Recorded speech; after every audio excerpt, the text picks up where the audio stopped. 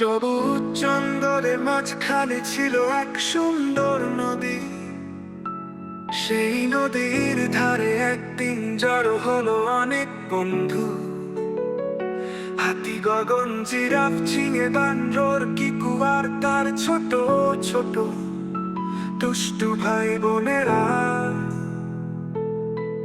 কিকু bundle ডাল থেকে ঝুলে ঝুলে বলল, আজ আমরা সবাই মিলে নদীর ধারে পিকনিক করব। সবাই তাতে হাততালি দিয়ে খুশিতে মেতে উঠল। হাতি, গগন তার লম্বা শুল দিয়ে ঠান্ডা পানি ছিটিয়ে দিল, আর সেই পানি ফোয়ারা দেখে বানর গুলো হাসতে হাসতে লাফিয়ে উঠল। জিরাফ ঝিঙে গাছের ডাল থেকে মিষ্টি ফল পেড়ে সবাইকে খাওয়াতে লাগলো।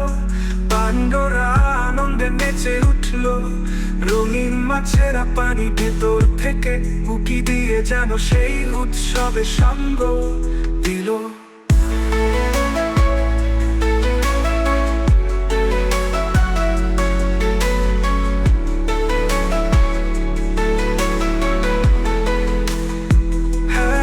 কিকু বানর ডাল থেকে ঝুলে ঝুলে বলল, আজ আমরা সবাই মিলে নদীর ধারে পিকনিক করব।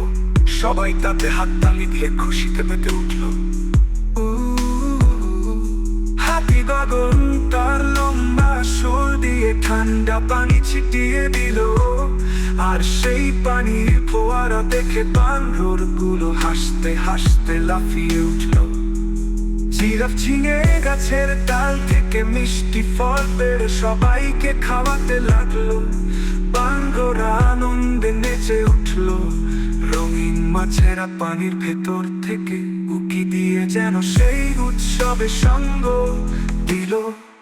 জিরাফ ঝিঙে গাছের ডাল থেকে মিষ্টি ফল পেড়ে সবাইকে খাওয়াতে লাগলো। বানররা আনন্দে নেচে উঠল। রঙিন মাছেরা পানির ভেতর থেকে উকি দিয়ে যেন সেই উৎসবে সঙ্গ দিল।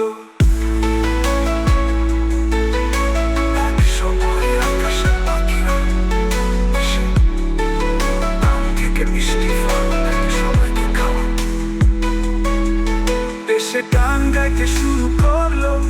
সকলের মনে হলো আজকের দিনটা শুধু একটা পিকনিক নয়, এটা আসলে বন্ধুত্ব আর ভালোবাসার উৎসব।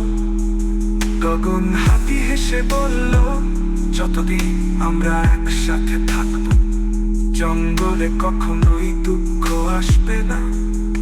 সবাই একসাথে চিৎকার করে বলল, আমরা সবাই বন্ধু, আর বন্ধুত্ব আমাদের সবচেয়ে বড় শক্তি।